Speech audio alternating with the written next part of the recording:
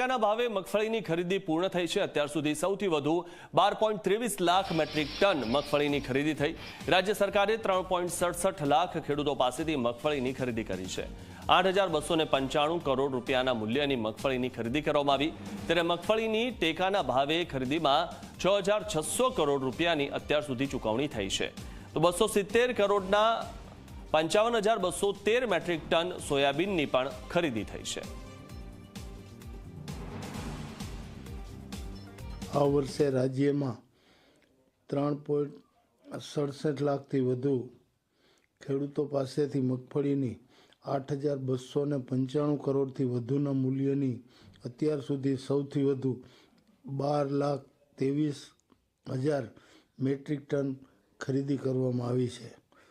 સિઝનમાં મગફળીનું મબલખ વાવેતરને ઉત્પાદન થવા સાથે બજાર ભાવ કરતાં મગફળીનો ટેકાનો ભાવ મણે ₹250 થી 300 જેટલો વધુ હોવાથી ખેડૂતોએ ટેકાના ભાવની આ યોજનાનો મન મૂકીને લાભ લીધો છે।